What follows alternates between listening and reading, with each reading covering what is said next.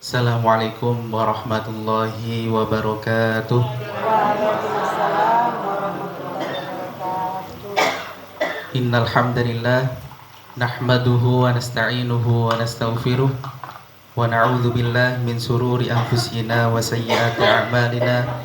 May yahdihillahu fala mudhillalah wa may yudlilhu fala hadiyalah. Asyhadu an la ilaha illallah wahdahu la syarikalah wa asyhadu anna Muhammadan abduhu wa rasuluh la nabiyya wa la rasula ba'dah. Allahumma sholli ala nabiyyina Muhammad wa ala alihi wa ashabihi wa man tabi'ahum bi ihsanin ila yaumil qiyamah. Amma ba'du. Alhamdulillah, puji syukur kehadirat Allah Subhanahu wa taala yang pada hari ini kula lan panjenengan sedanten kita semuanya semuanya di sini diberikan berbagai kenikmatan oleh Allah Subhanahu wa taala, nikmat hidup. Nah, yang paling penting nikmat hidup ya, oke. Nikmat hidup, nikmat sehat, nikmat sempat, dan juga kenikmatan-kenikmatan yang lainnya. Yang tentu kita tidak bisa menghitung satu persatu.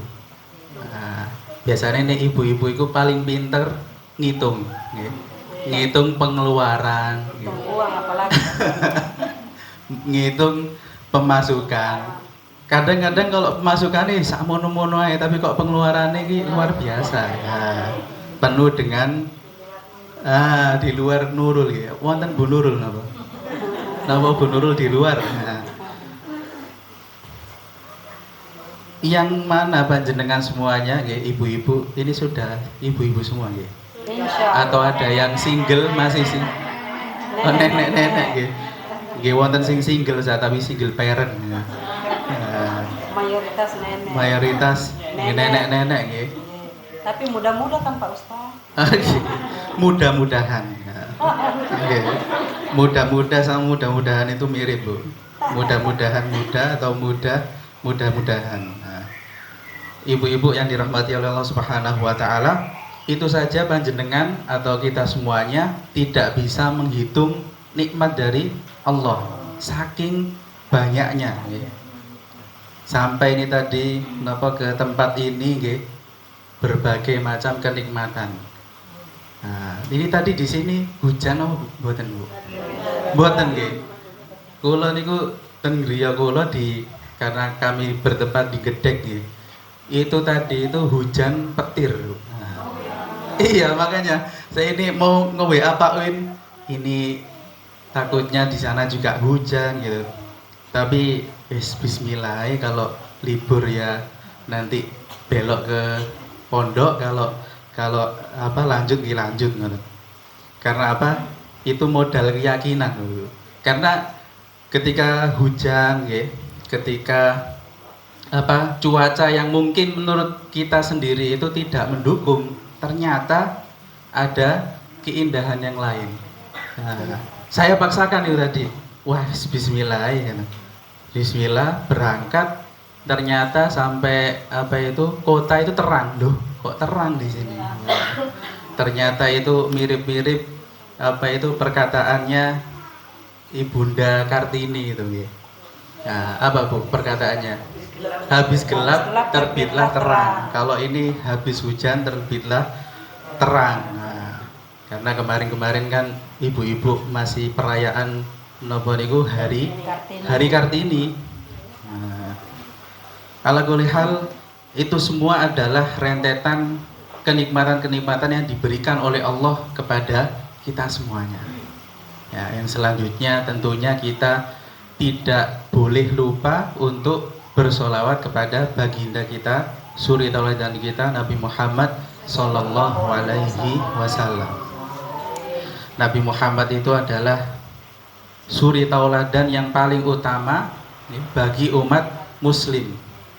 Nah, istri-istrinya juga itu adalah suri tauladan yang utama bagi para wanita dan para bunda-bunda muslimah. Nah, istrinya Nabi itu ada berapa, Bu?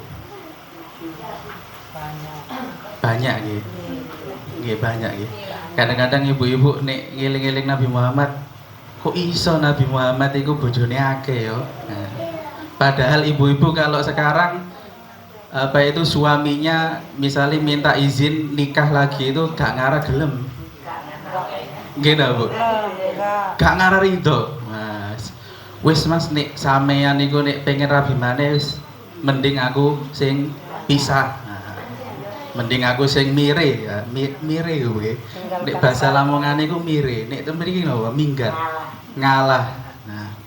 Tapi ibu-ibu kita nggih jadi mengetahui ternyata Nabi Muhammad menjadi manusia yang paling utama itu dilihat contohnya nggih, itu dilihat dari istrinya yang banyak. Meskipun meskipun Nabi Muhammad itu selama pertama kali menikah sampai ditinggal oleh istri pertamanya berapa puluh tahun itu baru ditinggal Ibunda Khadijah, beliau poligami. Itu mengindikasikan ibu-ibu Nabi Muhammad itu adalah orang yang paling sempurna di dunia. Laki-laki biasa nggih ngadepi istri setunggal mawon iku wis kadang ruwet uripe. Jarine kok. Jarine. Nah, jarine uripe ruwet. Waduh, sambatan ini, sambatan ngoten nggih. Wis ketambahan misalnya lahiran anaknya. Nah, kadang-kadang kalau hidupnya itu tidak dibarengi dengan menikmati indahnya Islam, okay, tidak mentadaburi bagaimana kehidupannya Rasulullah, itu mumet. Ibu-ibu ya mumet, bapak-bapak tambah mumet, anake 3 kali mumet.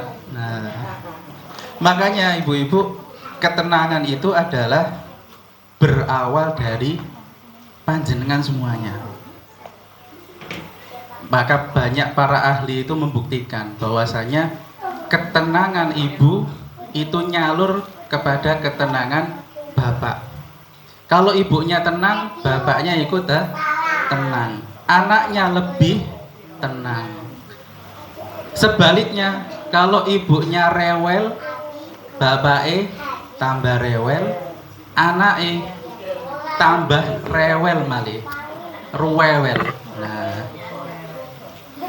nek ibuke ngocehan, bapake tambah ngoceh, anake tambah plus. Nah, gitu. Itu adalah menurut penelitian Mutakhir. Mutakhir itu penelitian yang paling terbaru ya. Dr. Aisyah Dahlan itu kan menyebutkan kalau ibunya marah, bapaknya ikut marah. Anake triple malah. Tambah marahnya itu melebihi ibunya.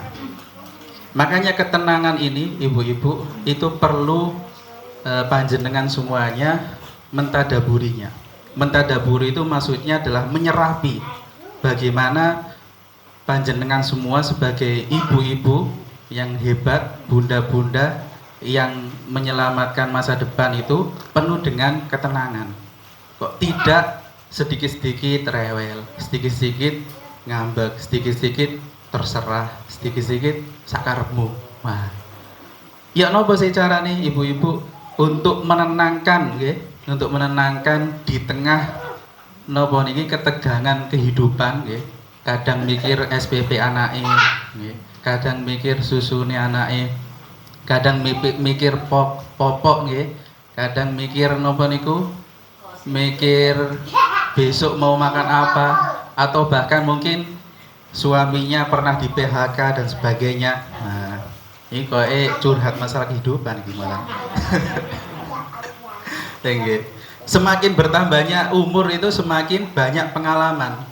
Nah, kalau kami sendiri itu masih sangat minim pengalamannya. Justru panjenengan-panjenengan yang lebih banyak cobaan, lebih banyak bersyukur, lebih banyak mencoba untuk mencari solusi dan mencari ketenangan. Ada yang ibu-ibu itu ngapunten sing apa senengannya kalau ada masalah itu traveling. Nah, mungkin buatan gitu. Ada Bu beberapa. Kalau di sini kok buatan. Ada beberapa ibu-ibu yang kami lihat itu ketika ada masalah itu larinya itu kemana? Jalan-jalan. Wis aku tak traveling aja momen urip iki. Mumpung ana dhuwit 100.000 200.000 jalan-jalan numpak Transjatim ning Bukit Kayu Putih. Nah, iki promosi Transjatim malah nih. Jalan-jalan kenapa? Oh, untuk bahagia. Ternyata setelah itu sudah pulang tetap ruwet uripe. Waduh, ruwet ini. Kok gak hilang-hilang. Bahagianya cuma sebentar, ruwetnya tidak sebentar. Ruwetnya ini berangsur-angsur. Kok tambah ruwet, ternyata duit entek kayak traveling, tambah ruwet malih. Nah, ternyata ibu-ibu ada resepnya bagaimana kita menjalani kehidupan itu supaya tenang. Nah, kita lihat bahwasanya Rasulullah SAW sudah memberikan resep yang mujarab, yaitu melihat nopo. Yang pertama Al-Quran, yang pertama hadis, yang kedua hadis, dan yang selanjutnya adalah bagaimana kita memahami itu melalui pemahaman para ulama dan juga dicontohkan oleh para nabi dan para sahabat. Yang pertama Bapak Ibu, kok Bapak Ibu, ibu-ibu, Pak Win, ada Pak Win untuk penyelamat. Ya, ini Bapak Ibu, biasa Bapak Ibu nih, sekarang ibu-ibu. Baik ibu-ibu yang dirahmati Allah, yang pertama kita harus melihat firman Allah Subhanahu wa taala surat Ar-Ra'd. Nah, surat Ar-Ra'd ayat 28. Insyaallah ibu-ibu sudah hafal dia. Husnudzon mawon, Bu. Nah, insyaallah ibu-ibu sudah hafal nih surat Ar-Ra'd ayat 28. Oh, masa ibu-ibu Aisyah masa enggak hafal ayat ini? Nah, a'udzu billahi minasyaitonir rajim. Ala bi dzikrillahi tatma'innul qulub. Hafal Bu ya? Ya minimal pernah mendengarkan atau pernah membaca ya. Oh ini apa? Sering baca hanya lupa. Sering baca tapi lupa ya. Kemarin hafal atau kemarin tidak tahu ya. Kemarin belum hafal Ustaz, sekarang lupa. Ya. Ala bi dzikrillahi tatmainnul qulub. Nah, cocok ini ya. Ayatnya ini cocok untuk kita semuanya yang kehidupannya itu kadang ruwet, kadang tidak punya solusi. Nah, ini ingat ibu-ibu, hanya dengan mengingat Allah tatmainnul qulub, hati menjadi tenang. Tenang itu apa sih Bu? Tenang itu adalah keadaan hati yang tidak terpengaruh oleh apapun, adem ayem meskipun di luar itu hujan, badai, petir, panas dan sebagainya.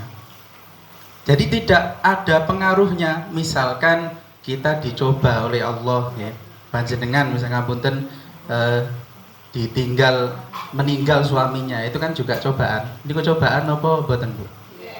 Cobaan. Nah, karena ditinggal oleh orang tersayang dan tercinta di dunia. Dicoba oleh Allah. Nah, mungkin sedih, nggih sedih.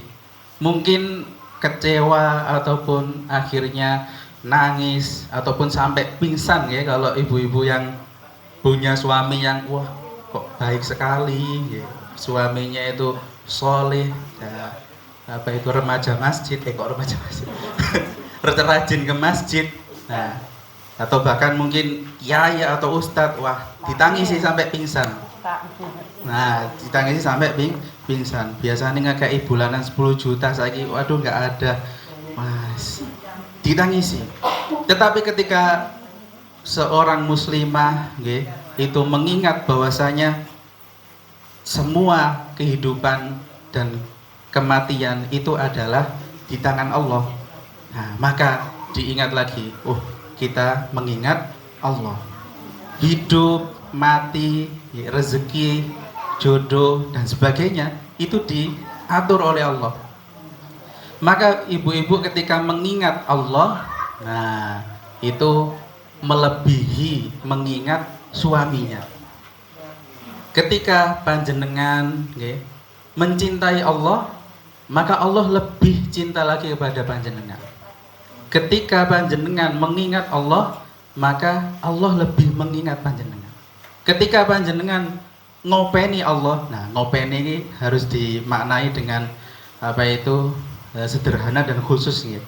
Ngopeni itu maksudnya adalah menjalankan kewajiban-kewajiban ya, perintah-perintah Allah. Ketika panjenengan ngopeni Allah, maka Allah lebih ngopeni panjenengan.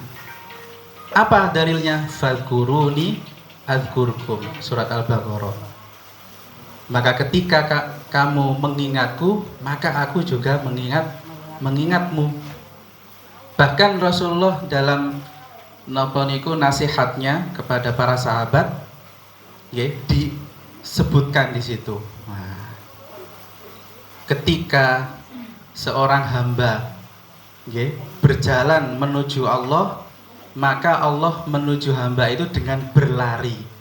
Nah, tentu tidak usah dibayangkan Allah berlari seperti larinya manusia, beda. Itu adalah perumpamaan bahwasanya ketika kita mencintai Allah, ketika kita menuju Allah, Allah 2 kali lipat, 3 kali lipat, 4 kali lipat, berlipat-lipat ganda untuk memenuhi kehidupan kita.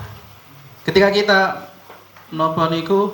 hati kita ini tersambung dengan Allah, maka Allah lebih menyambungkan lagi kepada kita semua. Nah, kalau panjenengan pernah mendengarkan man arafa nafsahu arafa robbahu. Tapi ini bukan hadis Nabi ya. Kalau ini dibahas agak lama. Man arafa nafsahu arafa robbahu, itu adalah perkataan ulama. Meskipun ada juga yang menyebutkan ulama tersebut ini membacakan atau mendapatkan perkataan ini dari Nabi Muhammad melalui mimpi. Nah, tetapi ibu-ibu, ibu-ibu ana sing gue mosok mimpi Nabi Muhammad ngekei hadis ngono. Tapi itu memang ada pembahasannya. Tetapi kita mengesampingkan pembahasan itu karena itu termasuk ikhtilaf para ulama. Tetapi poinnya adalah sudah disepakati para ulama bahwasanya barang siapa yang mengenal dirinya, nah, maka sejatinya dia itu mengenal Tuhannya. Kita kalau mengenal itu kalau hanya sekedar ucapan ibu-ibu, itu bukan mengenal secara keseluruhan. Ya cuma misalnya assalamualaikum, jenengan sinten, oh saya Siti, oh Bu Siti, jenengan sinten, oh saya Bunur. Cuma sekedar itu saja, maka tidak akan merasuk ke dalam kehidupan kita, tidak akan terkenang. Sama dengan zikir ibu-ibu. Zikir itu kalau hanya sekedar ucapan saja, cuma subhanallah, alhamdulillah. Kalau hanya sekedar itu, sebatas lisan saja, keluar dari lisan, tidak masuk ke dalam hati, maka belum ada ketenangannya. Nah, makanya zikir itu kalau mengandung atau pingin efek ketenangan, itu harus dimasukkan ke dalam hati ibu-ibu.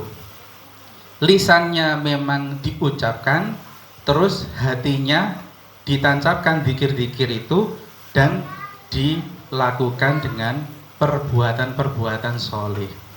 Nah, karena ada kadang orang-orang, saya ahli zikir, tapi kok tidak sholat, wah bahaya. Ya ini ngomongnya saya ahli zikir, saya zikirnya 1000 kali. Nah, zikir subhanallahnya 10.000 kali, tapi tidak sholat. Nah, ini adalah kesalahan-kesalahan dalam beribadah. Nah, ketika kita tahu ibu-ibu, nah, untuk mencapai ketenangan itu ada zikir itu ada 3 hal. Nah, diucapkan dengan lisan. Terus pertanyaannya, kalau orangnya misalnya ngapunten bisu. Nah, kalau bisu itu ya dengan bahasa isyarat. Tapi yang paling penting adalah hati. Setiap orang itu pasti punya hati, ya Bapak Bu. Punya hati. Setiap orang punya hati, setiap orang punya mulut, iya apa enggak? Ya. Tapi, nah ada tapinya, mulut itu ada yang berfungsi, ada yang tidak. Ngapunten ya misalnya. Kita harus menyadari itu. Mulut itu ada yang berfungsi dan ada yang tidak. Ketika tidak berfungsi, maka sulit untuk difungsikan lagi. Gimana boten? Di sini ada yang ibu-ibu yang dokter misalkan, boten gitu. Boten enten, Ibu Aisyah. Belum hadir mungkin ya. Misalkan ngapunten kalau bisu ataupun tunawicara nggih, kalau bahasa itunya tunawicara nggih. Itu biasanya dari kecil atau dari dewasa, Bu? Biasanya dari kecil, nggih, dari kecil sudah ngapunten sudah bisu. Nah, ketika lisan ataupun mulut ini ada yang tidak bisa diucapkan, maka sulit untuk diperbaiki atau mungkin tidak bisa di dalam ilmu kedokteran sekarang. Terus yang selanjutnya, kalau hati ibu-ibu, hati itu kalau rusak bisa diperbaiki atau enggak? Bisa. Nah, bedanya itu. Kalau mulut hanya sekedar mulut saja, itu tidak ada efeknya. Sedikit sekali efeknya. Tapi kalau hatinya rusak, maka perbuatannya akan rusak. Maka ini keistimewaan untuk manusia dan kemudahan yang diberikan oleh Allah Subhanahu wa taala untuk manusia. Ketika hatinya itu mohon maaf awalnya sehat. Nah, manusia itu kan kadang yo naik, kadang turun, nggih. Imannya itu kadang nambah, kadang berkurang, ya. Ya seperti saldo rekeningnya panjenengan. Ya kadang ya ada, ya kadang kadang ya ngapunten itu kalau faktor U itu kadang minus. Waduh. Jangan sampai ini iman kita itu atau zikir kita itu sampai minus. Tetapi yang namanya manusia nggih, al-insan mahallul khata' wan nisyan. Manusia itu tempatnya salah dan lupa. Kadang-kadang kualitas zikirnya itu sampai minus. Nah, mungkin kemarin sampai minus atau keimanannya itu sampai drop karena berbagai permasalahan ya, sampai lupa. Nah, untuk cara menaikkannya atau memperbaikinya bisa atau tidak? Bisa. Nah, jawabannya bisa. Karena apa? Karena hati itu diciptakan oleh Allah, itu memang sifatnya, nah iya Bu, bolak-balik. Maka doanya di Al-Quran apa? Ya muqallibal qulub tsabbit qalbi ala dinik. Itu di Al-Quran Bu. Itu di Al-Quran apa? Oh jenengan itu sing penting Arab kok Al-Quran. Nah, dari Al-Quran apa? Rabbana la taj'alna qulubana saya juga lupa itu. Tsabbit qalbi ala dinik ya muqallibal qulub tsabbit qalbi atau tsabbit qulubana ala dinik. Itu di Al-Qur'an apa, Bu? Ayo. Ini di Al-Qur'an apa mboten, Bu? Nah, jadi itu doanya kalau ya muqallibal qulub tsabbit qalbi ala dinik itu bukan dari Al-Qur'an tapi itu dari Nabi. Nah, itu yang bisa dipahami. Di Al-Qur'an ada apa, Bu, doanya? Rabbana la tuzigh qulubana ba'da idh hadaitana. Itu Bu kalau di Al-Qur'an. Kalau itu tadi dari Nabi atau dari hadis ya. Baik, kita kembali kepada tadi hati itu Bu. Hati ini bisa diperbaiki ibu-ibu, tetapi juga bisa sakit, bisa ngedrop. Ketika nopo kalau ngedrop itu? Apakah karena saldonya berkurang terus hatinya ngedrop? Atau ketika banyak hutang terus hatinya ngedrop? Atau karena suaminya tidak memenuhi keinginannya panjenengan terus ibu-ibu terus ngedrop? Mboten nggih. Hati, kualitas hati itu ngedrop, kualitas kehidupan itu ngedrop ketika nopo? Ketika seseorang itu meninggalkan di zikir. Nah, ini kita bisa melihat di surat Toha ayat 124. Ya ibu-ibu ya. Quran surat Toha 124. Allah Subhanahu wa taala berfirman, "Wa man a'rada 'an dzikri fa inna lahu ma'isyatan donka." Wah, ini luar biasa ini, Bu. Ini peringatan dari Allah untuk orang-orang yang meninggalkan di zikir. Dan barang siapa yang berpaling dari zikir, meninggalkan zikir, fa inna lahu ma'isyatan donka.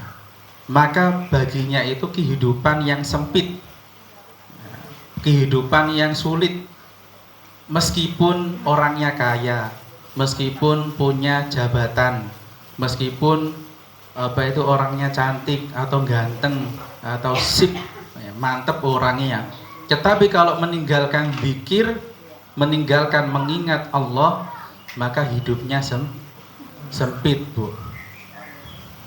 Contohnya kehidupan sempit itu seperti apa sih, Bu?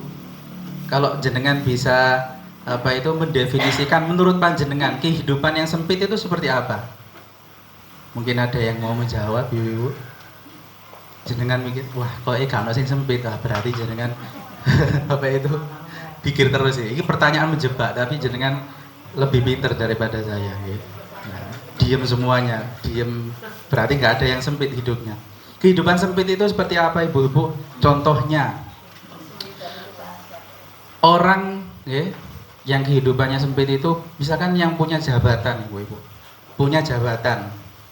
Di sini ada yang pejabat Pemkab, atau pejabat kota atau ASN misalkan, pensiunan. Wah, nek pensiunan ya tinggal tompo gaji ya itu. Ya, tompo menompo pensiunannya. Misalkan masih ada yang aktif, Bu, jadi pejabat. Oke, alhamdulillah jadi pejabat. Dengan amanah-amanah yang diberikan. Kalau dia itu meninggalkan zikir, kehidupannya akan menjadi sempit. Contohnya, dia korupsi, dia tidak amanah, dia mengambil uang rakyat. Nah, itu contoh kehidupan yang sempit. Kenapa? Karena dia tidak mampu melihat bagaimana kebesaran Allah.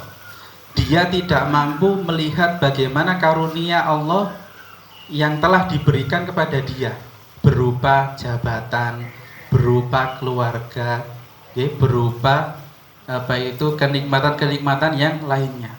Jadi sempit itu adalah orang itu tidak mampu melihat karunia-karunia dari Allah Subhanahu wa taala. Ngapunten, banyak orang kaya, bukan banyak lah, beberapa lah. Kita kalau banyak itu kok ngesane ya. Karena mungkin ya yang di sini juga kaya-kaya. Ya. Alhamdulillah. Beberapa orang kaya di luar sana misalkan, karena meninggalkan zikir, hidupnya menjadi sempit.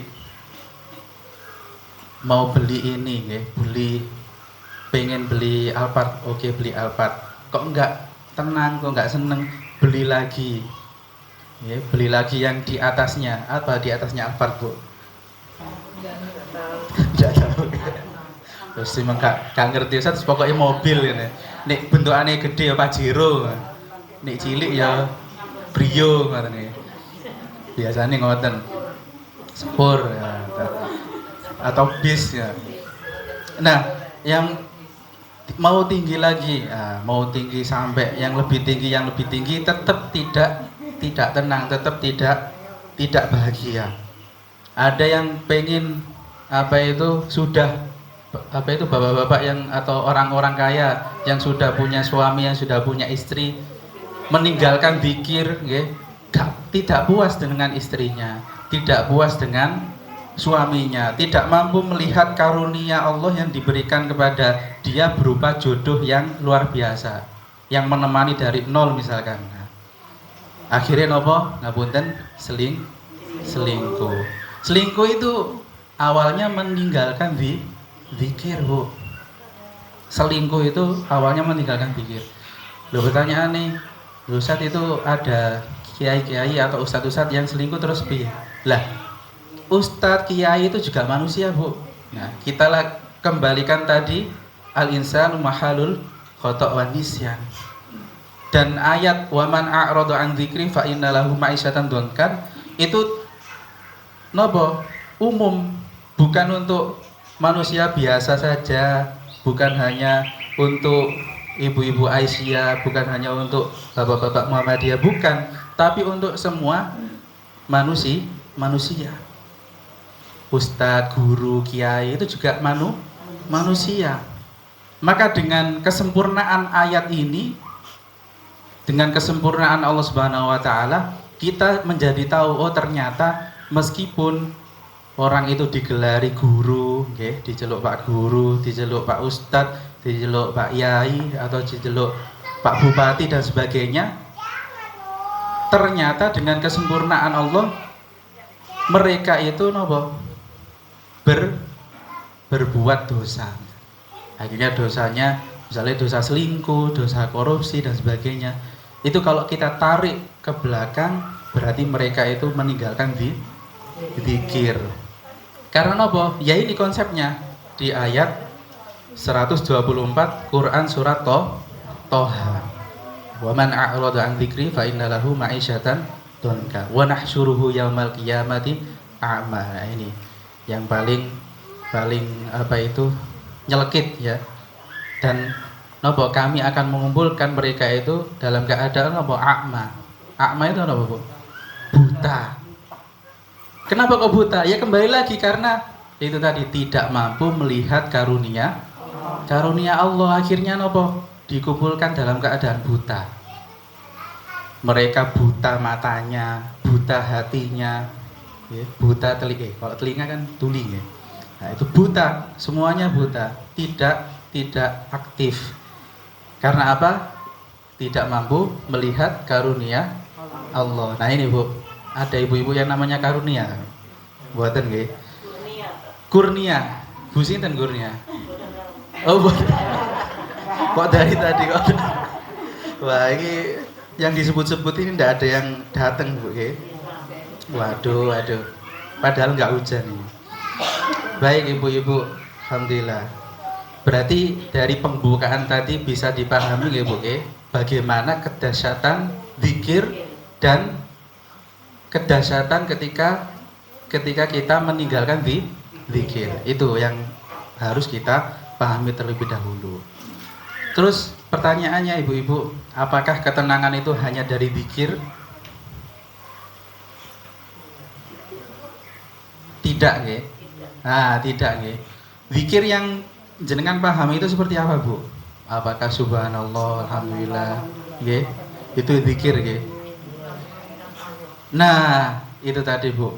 Zikir itu intinya itu bukan subhanallah, alhamdulillah, wala ilaha illallah. Itu adalah nopo? Lafaz zikir.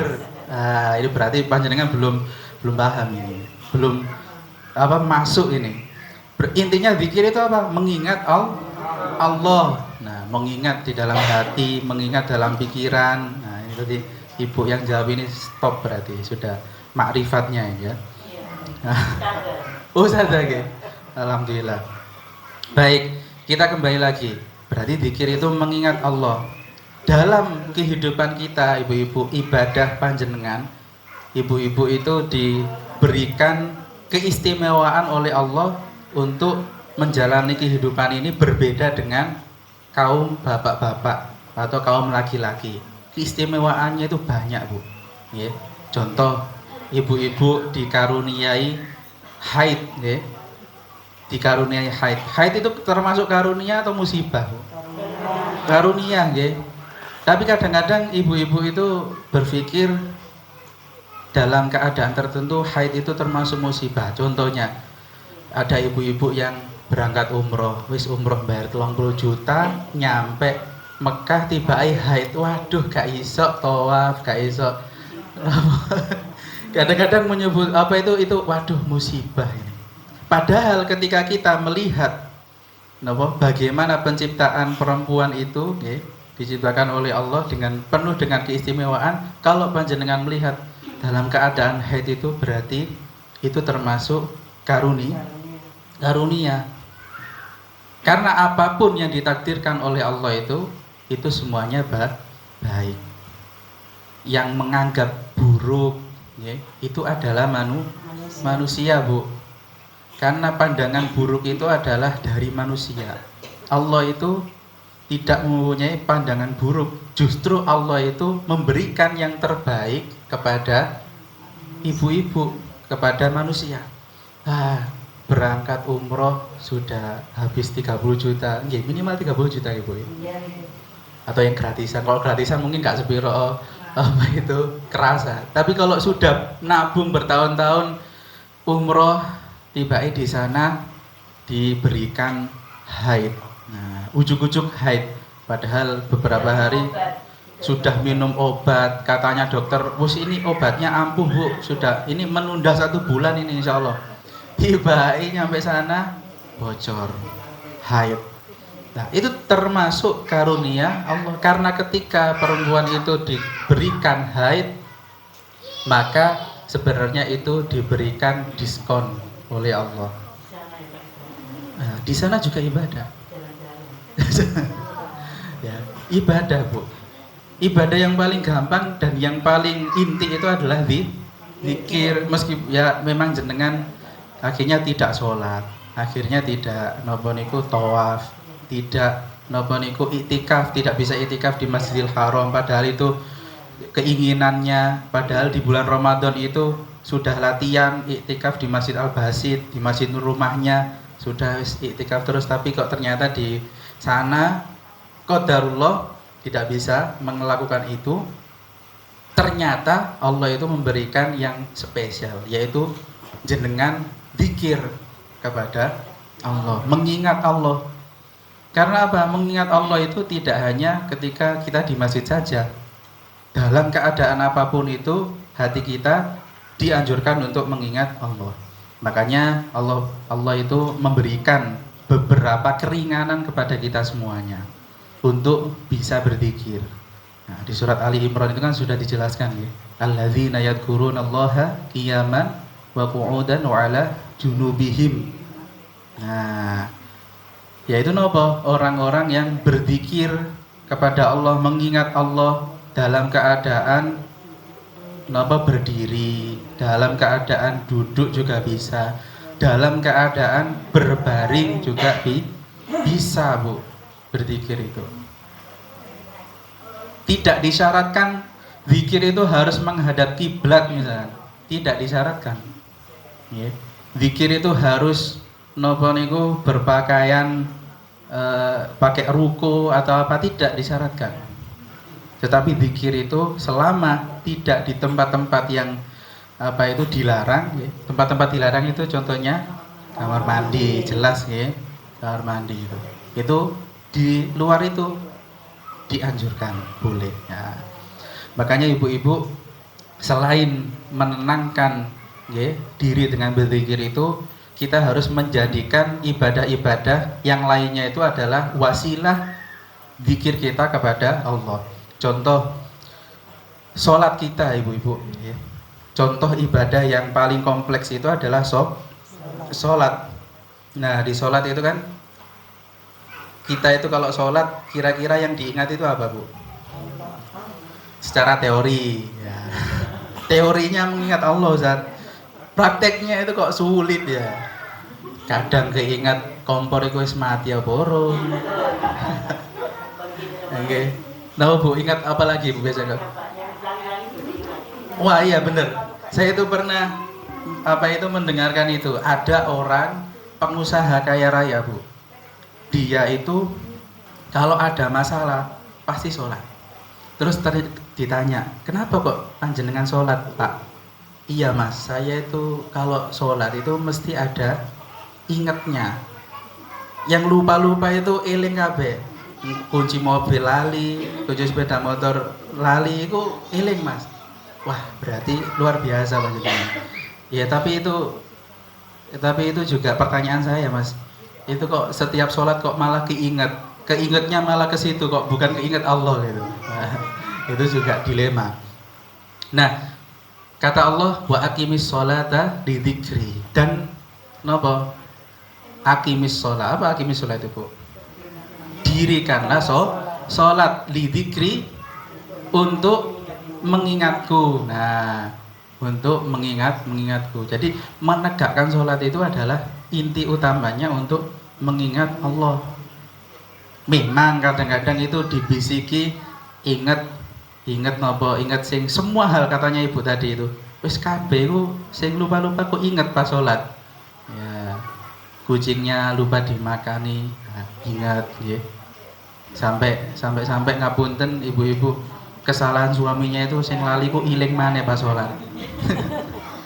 Akhirnya bentrok pas pulang, bentrok di rumah. Tukaran. Atau ingat, koncone duwe utang, gurung disaur, iling. Wah, itu lumayan tuh 500.000 gurung di sahur.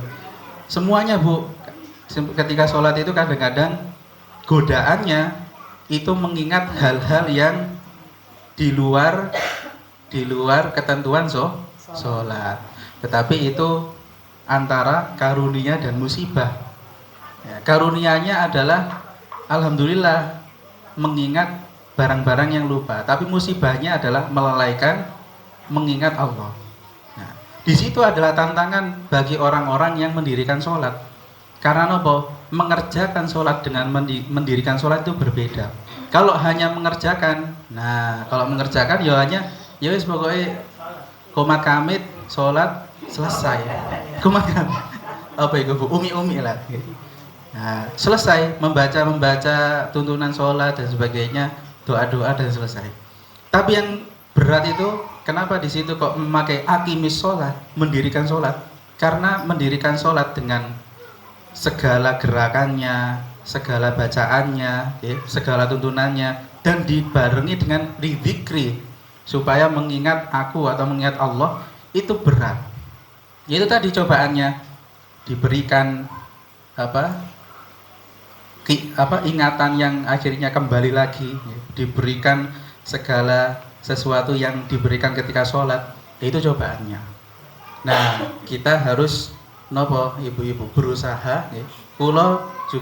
Kami juga masih sulit kalau dikatakan sholat dengan sempurna, khusyuk, mengikuti Rasulullah. Waduh, itu kalau saya baca bagaimana Rasulullah sholat itu, sepertinya kita masih jauh.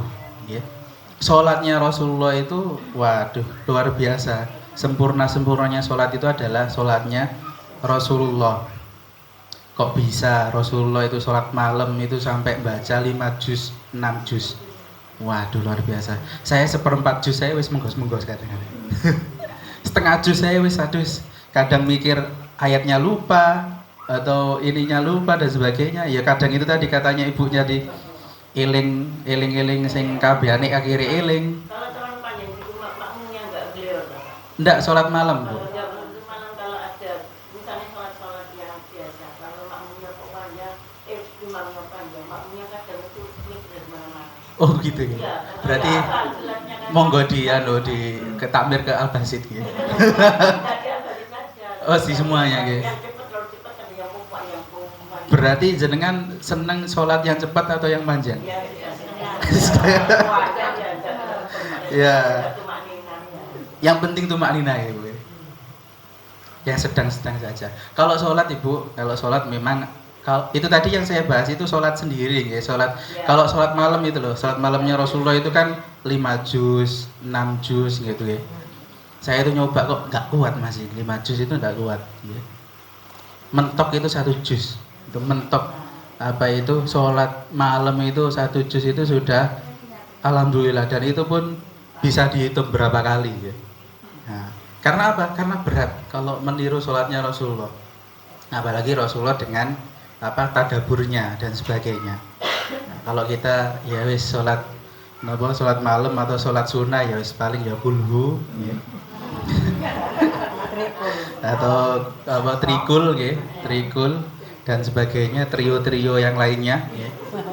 Mungkin kalau yang punya hafalan, yang ibu-ibu yang biasanya semangat hafalan misalnya sudah juz 30, juz 29 dicoba. Wah, nyoba sholat malam satu rakaat baca Al-Mulk. Wah, dicoba. Belum nyampe gitu. Atau An-Naba dicoba supaya nopo? Supaya tahu rasanya Rasulullah itu sholat 5 juz itu ya apa? Wah, ini saya nyoba 1 juz saya sudah gak kuat ini, berarti tingkatannya jauh, jauh dari apa? Kualitasnya sholatnya Rasulullah sampai kakinya bengkak. Wah, berarti masih jauh. Kaki kita masih mulus-mulus, kaki panjenengan mungkin akhirnya di skincare dan sebagainya. Dirawat ya, supaya tidak pecah, supaya tidak bengkak. Nah, kakinya Rasulullah itu sampai bengkak karena sholat. Itu nopo wujud dari wa aqimis sholata lidzikri, Ibu nggih. Wa aqimis sholata lidzikri yang lainnya dicontohkan oleh para sahabat ketika sholat nopo dalam keadaan jaga malam. Akhirnya jaga malamnya orang dulu sahabat itu sholat. Kalau jaga malam sekarang kan paling delok bal-balan nggih. Napa niku napa TikTokan. Tidak tahu kalau bapak-bapak TikTokan ini. Ataupun melihat YouTube dan sebagainya. Nah, atau bahkan mohon maaf ada beberapa yang judi slot atau judi online nggih. Untuk jaga malamnya judi online atau jaga malam akhirnya ngobrol ngalur ngidul dan sebagainya. Kalau orang dahulu Pak sahabat jaga malamnya nopo sholat. Ada musuh yang manah, ada yang memanah sahabat yang sedang sholat, 1 kali dipanah tetap sholat sampai 3 kali tetap sholat sampai akhirnya selesai, terus nopo anak panahnya dicabut 3 itu. Wah, berdarah-darah Bu. Berdarah-darah. Ya Allah, berarti apa itu jauh kita ya, kualitasnya jauh. Wah, jangankan dipanah Ustaz, kena semut aja loh. Celekit aduh. Waduh, kok ada semut ini. Nah, tapi dalam hati biasanya nggih Bu ya. Atau itu tadi, wah imame kesuwen nih. Mikir aneh-aneh. Nah, itu. Ternyata kita kualitasnya masih belum nyampe. Kalau anak-anak muda sekarang itu ngomongnya belum nyampe. Nah, belum nyampe. Tapi kita masih harus berusaha karena apa? Ibadah itu memang Rasulullah itu ya ndak mungkin dibalap Bu, jenengan ataupun kita semua itu ndak bisa balap Rasulullah. Tapi bagaimana kita mengikuti sunnah-sunnah Rasulullah? Yaitu tadi wa aqimis sholata lidzikri. Bagaimana kita itu menyempurnakan sholat kita itu dengan mengingat Allah, ibu-ibu. Nah, ketika kita sudah mampu berzikir, membiasakan zikir, membiasakan sholat kita dengan mengingat Allah, tidak hanya gerakan, tidak hanya bacaan, tapi benar-benar mengingat Allah, ya, maka itu akan menciptakan kualitas ibadah yang lain, yaitu yang namanya tawakal. Gitu boten. Tawakal itu enggak ujuk-ujuk tawakal Bu. Wong sing gak sholat, gak zikir terus moro-moro wis aku tak tawakal ae. Nah, itu enggak bisa diterima itu. Tawakal itu adalah perwujudan hati yang mengingat Allah dan perwujudan ibadah sholat. Baru dia bisa tawakal. Kalau nggak pernah sholat, nggak pernah mendirikan sholat, terus ngomong-ngomong ujuk-ujuk, aku luwes tawakal. Tibae bukan tawakal, tapi nopo pasrah, nopo menyerah. Nah, beda ini kalau tawakal dengan menyerah. Kalau tawakal itu benar-benar diserahkan kepada Allah dan kita sudah berusaha semaksimal mungkin. Nah, sholat itu juga termasuk usaha. Ibadah yang paling kita usahakan itu adalah sholat. Maka melahirkan yang namanya tawakal, ibu-ibu. Kalau kita sudah tawakal, maka janji Allah nopo di Quran surat At-Tolak, ayat ketiga, wa may yatawakkal 'alallahi fahuwa hasbuh. Nah, dan barang siapa yang bertawakal kepada Allah, maka Allah akan mencukupinya. Cukup semuanya Bu. Cukup. Yang namanya definisi cukup itu adalah apa yang kita butuhkan, maka itu yang dihadirkan. Kita pengen makan, ada makanan. Kita pengen ngaji, ada pengajian. Kita pengen apa, Ibu? Pengen apa? Pengen anak, ya sudah punya anak semua ya. Misalkan ibu-ibu pengen punya anak lagi atau pengen punya anak, akhirnya Allah menghadirkan anak. Pengen punya sepeda motor, dihadirkan sepeda motor. Pengen punya rezeki apa itu umroh, haji. Di sini ada yang pengen umroh, pengen haji, Bu? Pengen, ya, semuanya pengen. Ya, semoga yang belum umroh, yang belum haji segera diberangkatkan oleh Allah Subhanahu wa taala untuk haji dan umroh. Yang mungkin yang sudah mau napa niku mau pengen lagi, ya semoga berangkat lagi. Amin ya rabbal alamin. Kenapa kok seperti itu? Ya karena di sekarang ini kan Jumat sore ya, Bu. Nah, ini waktu-waktumu saja, Bu. Bisa jenengan berdoa. Wa may yatawakkal 'alallahi fahuwa hasbuh. Dan barang siapa yang bertawakal kepada Allah, maka Allah mencukupinya. Allah yang mencukupi kebutuhan kita. Kan banyak Ibu ya. Kita lihat itu orang-orang yang kerjanya becak, ngapunten pemulung, itu bisa umroh, bisa haji. Gimana, ada loh, Bu. Terus ada yang wis PNS ataupun kerjanya di kantoran sampai kok ndak umroh, ndak haji. Nah, itu kenapa itu? Karena tidak niat. Nah, itu niat, doa. Nah, itu yang bisa bisa memanggil kita untuk umroh dan haji. Nah, kalau sudah ada niat, sudah berdoa dan sebagainya, dalam kondisi apapun kalau Allah sudah memanggil, ya akhirnya datang, Bu. Wong Allah yang menciptakan kita, Allah yang akhirnya nanti mengundang kita, karena tamu-tamu haji dan umroh itu adalah tamu-tamu Allah. Nah, Allah yang akan menjamu, Allah yang akan mencukupi kebutuhannya. Maka ibu-ibu seperti yang tadi, okay, maka yang selanjutnya adalah doa. Doa itu penting. Dan yang terakhir ibu-ibu, untuk kehidupan kita yang tenang itu adalah menjauhi dosa. Karena para ulama sudah banyak menjelaskan dan Nabi Muhammad sudah banyak di hadis-hadisnya bahwasanya ketika orang yang gemar melaksanakan dosa, gemar melaksanakan maksiat, maka bisa-bisa rezekinya itu mampet, rezekinya itu seret, kebutuhannya kebutuhannya itu tidak dipenuhi, dan bahkan mohon maaf akhirnya dia penuh dengan keruwetan dalam kehidupan. Ya, semoga dalam kajian pada hari ini bisa membuka hati kita, ya, membuka pikiran kita, dan semoga apa yang kita kaji pada hari ini itu mampu membuat diri kita menjadi tenang dan hidup kita menjadi lebih bahagia. Amin ya rabbal alamin. Mari kita berdoa kepada Allah. A'udzubillahi minasyaitonirrajim. Bismillahirrahmanirrahim. Alhamdulillahirabbil alamin, hamdan syakirin, hamdan na'imin, hamdan yuwafi ni'amahu wa yukafi mazidah. Ya Rabbana lakal hamdu kama yanbaghi li jalali wajhika wa 'azimi sultanik. Allahumma inna nas'aluka husnal khatimah wa na'udzubika min su'il khatimah. Allahumma inna nas'aluka ilman nafi'a wa rizqan thayyiban wa 'amalan mutakabbalan. Allahumma ighfir lana dhunubana wa liwalidina warhamhum kama rabbawna shighara. Rabbana hab lana min azwajina wa dhurriyyatina qurrata a'yun waj'alna lil muttaqina imama.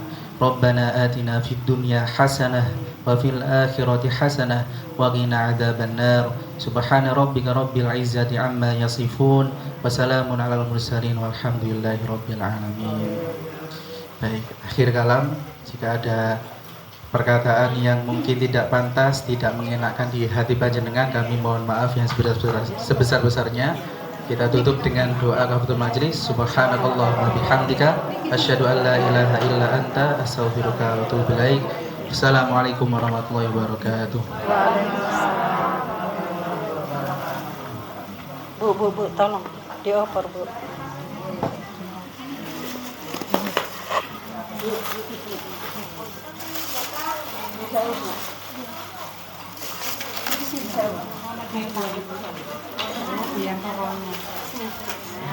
Diminum nggak apa-apa. Monggo Pak Ustadz, monggo.